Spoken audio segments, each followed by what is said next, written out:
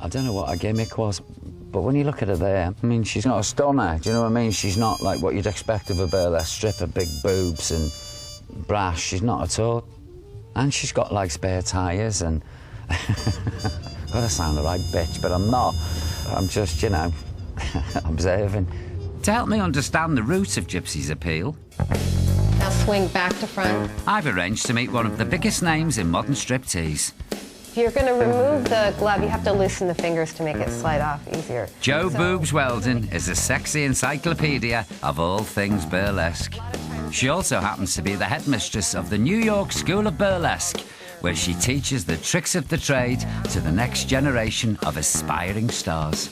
You want to put that in every single solitary movement. I'm hoping Jo can shed some light on the secrets of Gypsy's appeal. Hello, Jo.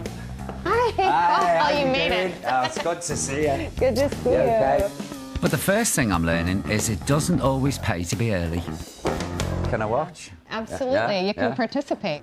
Okay, sorry. Ready to do a little bump and grind, you guys? Visualize an apple on one hip, an orange at the other, and a coffee bean between your legs. And you bump the apple, bump the orange, and grind the coffee. Bump, bump, bump, grind. And without me saying anything. Grind the coffee. Other way, we're gonna bump the orange, bump the apple, and grind the coffee. Oh, I wish school had been like this years ago. I tell you, I'd never have stayed off. As with any skill, the art of striptease takes years to perfect. You certainly know your stuff. And I'm looking for Jo's expert opinion on what made Gypsy such a master. What do you think was the secret of Gypsy's success? Because when you look at pictures of her, she's got a very beautiful face, but she actually hasn't got the equipment, if you pardon the expression, the boobs right. and everything. Her gimmick was her personality. Her gimmick was her intelligence, her playfulness, her openness. She spoke directly to the audience. Yeah. Yeah, she broke that fourth wall, and it made each of them feel as if she was telling them something about herself, like showing a personality. Yeah, you're right. She was the first stripper to speak. Yeah. It sounds like such a small thing, but Gypsy's voice was her touch of brilliance. And by revealing her personality, as well as her body, she did something no other stripper had ever done, and she blew the competition out of the water. Jo, on this piece of modern technology here, we've got a couple of the old girls from the glory days with their gimmicks. This is Rosita Royce. Now, didn't she do it with doves? Yeah, I would be afraid to work with doves. And that is not a dove. No, they're parrots. That's a cockatiel and a parrot. She likes a cockatoo. She's It's wearing terrible. a big feather cape. I wonder how the birds feel about that. Probably not Do they feel amused. threatened at all?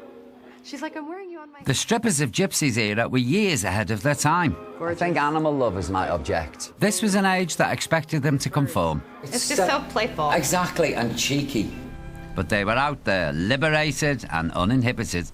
There she is, Georgia Southern. Yeah, look at her. God, she goes wild, doesn't she? That would have been her gimmick, wouldn't it, that dancing headbanging, fast and the yeah. headbanging. She was probably the original headbanger, wasn't she? Yeah, definitely. I mean, it's not erotic by any means, but it's fascinating. Compared to the wild and weird routines that were going on around her, She's great. Gypsy oozed intelligence and class. She called her act the psychology of a stripteaser, and as she slowly revealed herself, she joked with the crowd that the whole process bored her senseless. Do you think she was a comic as well? Yeah, Yeah, I definitely. do. Her yeah. sense of humor, the way that she made fun of herself. Well, she did. Oh, I take all this with a grain of salt. Exactly. Oh, this is boring, all that business. Yeah. And I'm really thinking about, you know, paintings. She's doing this, Yeah. oh, well, you know, but I'm actually thinking about well, whatever. Yeah. Would you ever consider doing Gypsy's number? Yeah, I Yeah. would, but I would really like put my own twist on it, my own personality, see what would happen in my own costumes, Yeah. show the love by also being myself, because Yeah. she was herself. Well, do you fancy giving it a go? I'll narrate the story. I'm feeling brave. I think I'll Yeah? give it a try, yeah. Come on, I'll zip you up in your corset. Thank goodness. Now, you'll have to bear in mind that Gypsy was performing this around 80 years ago. So although she was funny, You're not likely to find Joe Brand performing this kind of material today. I'm thinking of my country house and the jolly fun in shooting grouse. But in the 1930s, what she did was truly groundbreaking. So, for one night only, we're bringing it back to New York with our tribute to the Queen of Burlesque. Now, the things that go on in a stripteaser's mind would give you no end of surprise. But if you are psychologically inclined, there's more to see than meets the eye. For example, when I lower my gown a fraction and expose a patch of shoulder, I'm not interested in your reaction or the bareness of my shoulder. I'm thinking of some paintings by Van Gogh or by Cézanne, or the charm I had in reading Lady Windermere's Fan.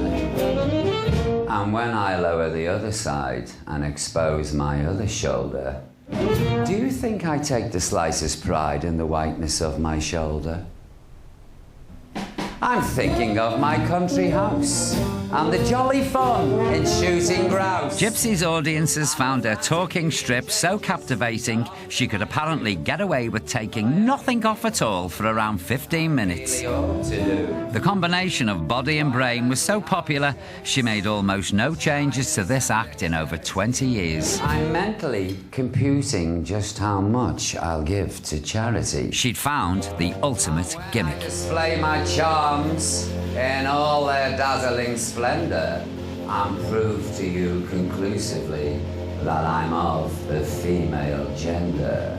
Clutching an old velvet drop and looking demurely at every man, do you believe for a moment I'm thinking of sex? Well, I certainly am.